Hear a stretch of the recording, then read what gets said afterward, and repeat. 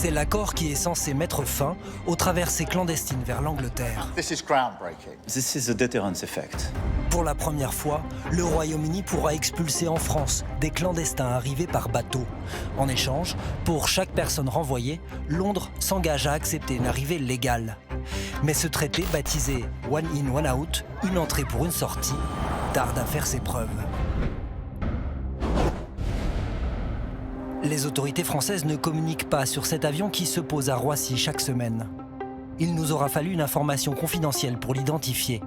À bord du charter de 180 places financé par les Britanniques, 20 passagers seulement, 20 migrants renvoyés du Royaume-Uni. Loin d'être dissuadés, beaucoup nous confient vouloir repartir.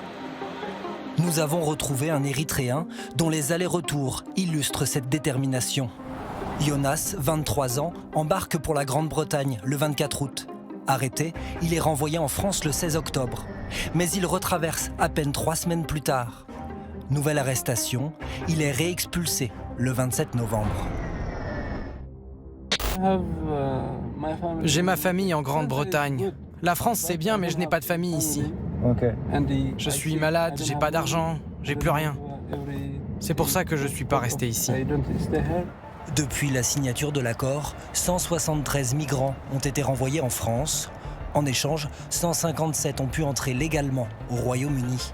Sur la même période, 20 000 personnes ont traversé, selon les autorités britanniques.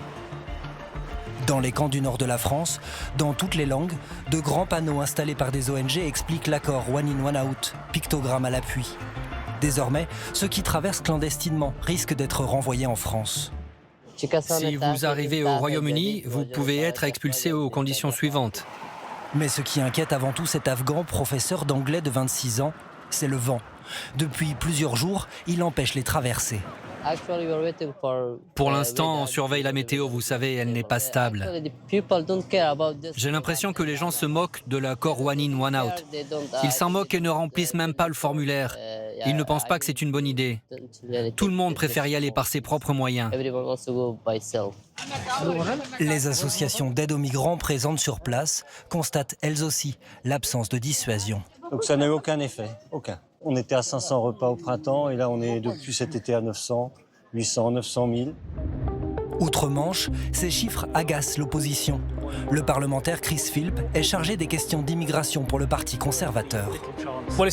Ça ne change rien. Bien sûr, les autorités françaises n'interviennent pas sur l'eau le long des côtes. Il n'y a donc aucune chance que les bateaux soient arrêtés. Pas étonnant que les traversées continuent à être aussi nombreuses.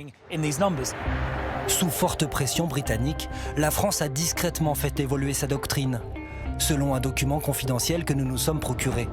Désormais, l'objectif est clair, empêcher par la force le départ des bateaux. La mission consiste à intercepter, en sécurité, les taxi-boats en amont des phases d'embarquement de migrants. Sollicité sur l'efficacité de l'accord One In, One Out, le ministère de l'Intérieur répond qu'il s'agit d'un projet expérimental et qu'il est encore trop tôt pour en faire le bilan.